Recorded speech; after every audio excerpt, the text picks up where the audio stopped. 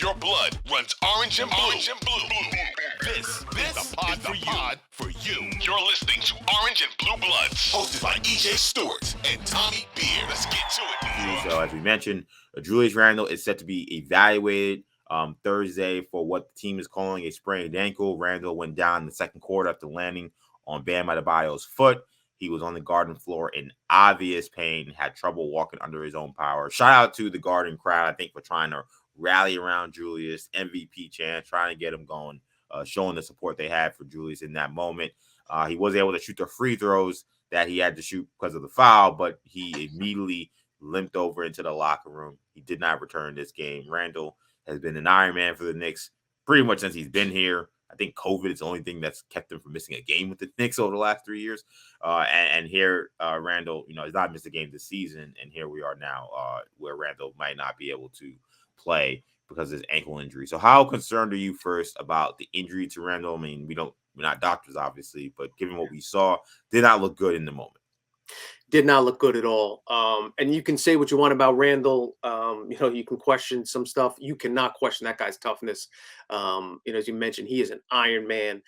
It looked weird seeing him in pain and seeing him kind of limp because you're just so used to him, just a massive, physical specimen. And we've given Randle a ton of credit for how well he's maintained his physique. He came into the season best shape of his career.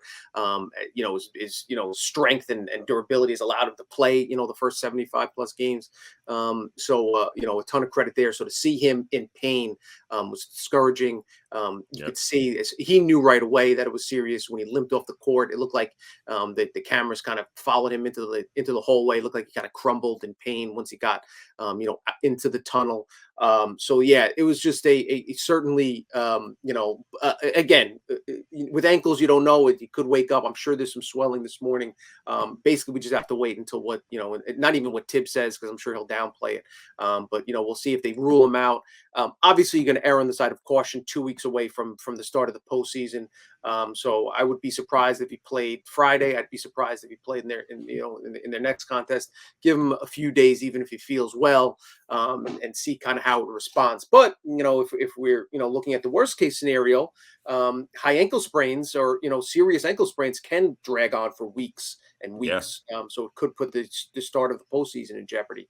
Those are questions we're going to have to wait until he speaks with the media, until we get reports from the team medical staff, until we kind of get some. First thing you want to hear is the MRIs and the X-rays, etc., that confirm no breaks, no tears, things along those lines. And then it's just probably a pain tolerance and swelling issues and all those things that go into an ankle sprain. We'll see how well Randle bounces back. Yeah, I don't know if he got an X-ray. I assume he would have got an X-ray at the Garden, and we would have learned if he broke something. Right. At least the X-ray showed he broke something. So that is probably a good sign that they were able to say sprained ankle. True. Now, of course, we don't know about ligaments or things like that because you need MRI for that. Knicks probably couldn't do that on Thursday night, or it was on Wednesday night. But yeah, I mean, it was terrible seeing him go down because Randle is a guy who takes nicks and knacks and gets up and kind of just brushes them off. So when you saw him kind of writhing in pain and not able to get up off the Garden floor, it was a little concerning because this is a guy who this is a different foot, but he broke his leg as a rookie with the Lakers, and that was the last time I saw him look like that. Like that was the last time where he couldn't get up and he just looked like he was in obvious pain. So I was immediately took back to that and say, oh my God, did he break his ankle? Because sometimes those things, they look like normal sprains, but then you could have a LaMelo Ball situation where you fracture your ankle and you're done for the season. So as of right now, it sounds like the Knicks may have avoided that absolute catastrophic incident. But yeah, even if it's an ankle sprain, if you're talking about a very high grade ankle sprain, that's something that could kind of put you out for a month. And this is not newsflash. It's not the time where Knicks can afford to have one of their best players out for a month that you're heading into the postseason. But yeah, definitely concerning in the moment. I think the way things sit right now, you cannot play him on Thursday or Friday, whenever they play. Like you can't. That's like lunacy. He's gonna have to sit at least for a couple of games. And you gotta just try to get him right for the postseason at this point. Like I know it's not ideal to have a guy get hurt this late in the season, but if he's healthy enough to get a tune-up game, prior to the end of the year, get him out there for 20 minutes. But this is not one of those injuries where you can kind of rush him back, especially with an ankle injury, because you may think you're fit, it's 70-80%. You can go out there, but that thing swells up and that thing can linger. So hopefully the Knicks take the right precautions here, especially given that they're kind of almost locked in to be a playoff team. What you can't have is going into the playoffs, Randle is compromised and he can't give you what he's supposed to give you. Totally agree. And I will say, even before the ankle injury, he did not look good. He had a really rough start to this game. He had a really rough start to the game, scoreless in the first quarter. I think the first time all season he was 0 for 3 from the floor. Yep. Didn't look engaged, didn't look involved. Basically, since the 57-point explosion, got a technical in that game, got the technical in the following game, got, had the massive blow up with IQ in the subsequent game. He has not looked right. I don't want to say looked right mentally because it sounds kind of pejorative and downplaying what could be mental health issues. But just he has not looked like himself. I'll say that. He's not looked like the same Julius Randle we saw over the first 70 plus, 90% of the season. I don't know if there's something else going on off the court. I don't know if he's dealing with something in his personal life, whatever the case may be. Maybe it's just a slump. Maybe he was dealing with another shoulder injury or finger injury. These guys are constantly dealing with nicks and bruises.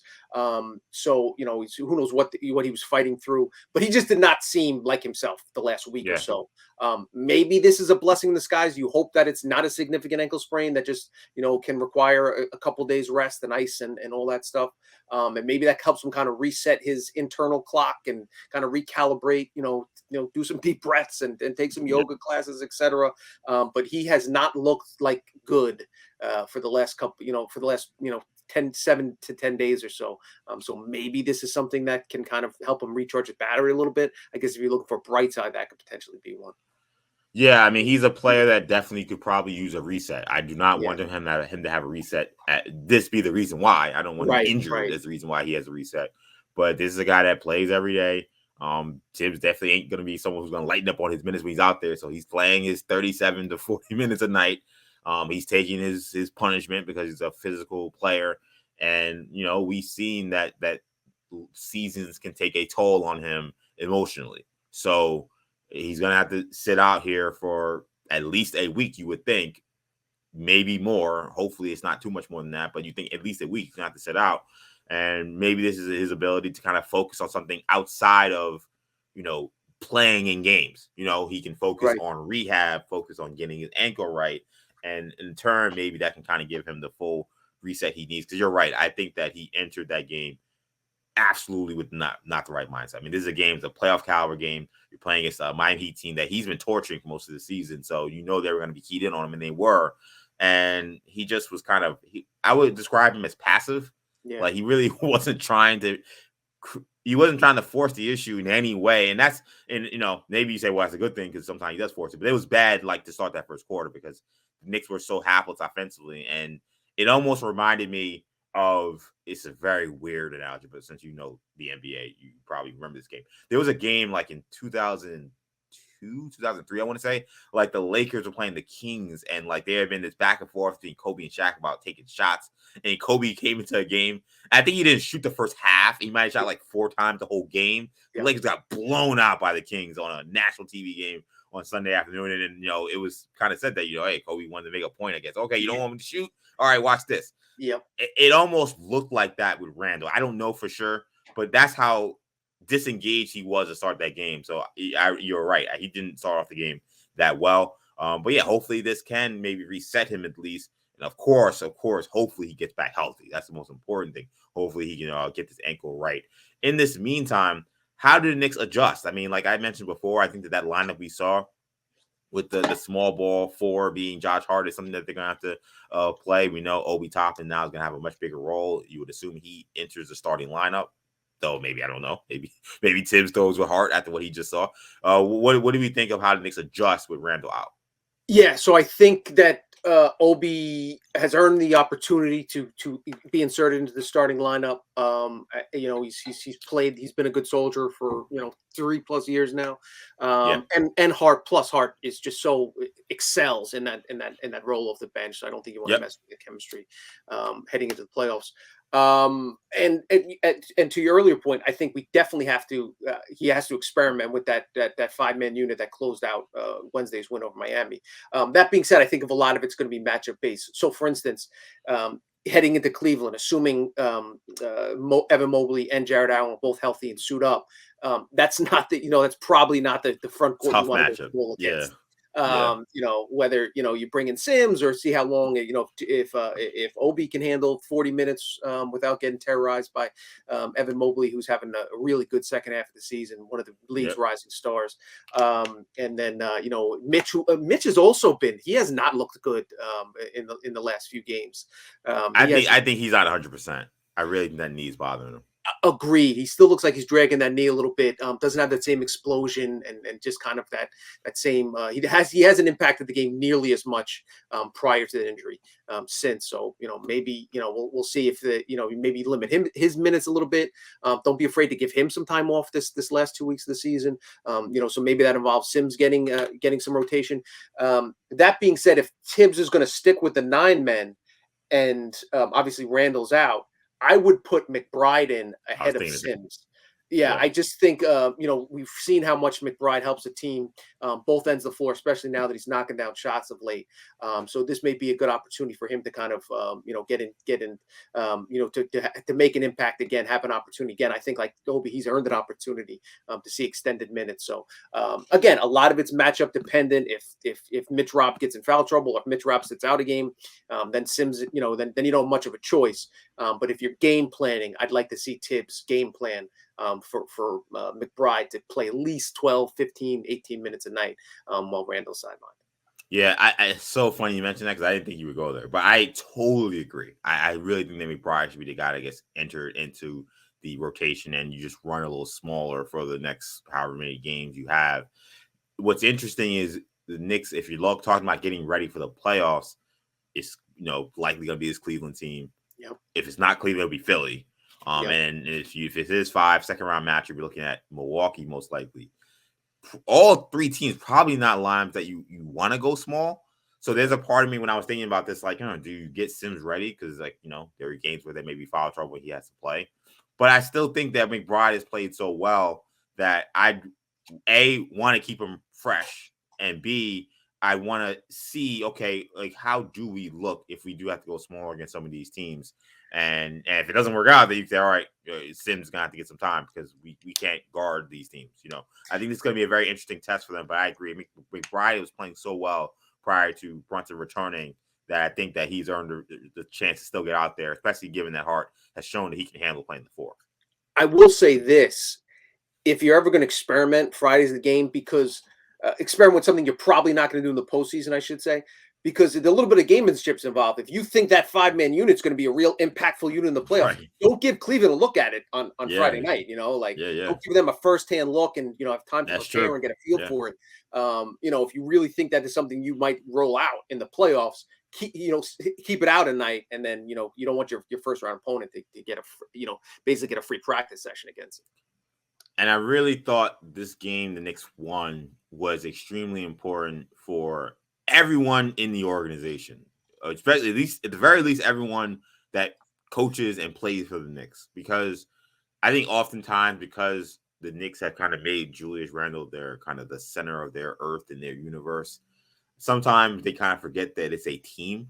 I think sometimes the players forget that it's a team. As crazy as that sounds, given how sometimes they kind of just rely on Randle to just kind of just get them out of situations. And seeing them play as a team to beat the Heat that game, I hope it kind of opened everybody's eyes to saying, hey, like, this is a good team. Like, yeah, Randle is extremely important. They cannot win anything if he's not out there.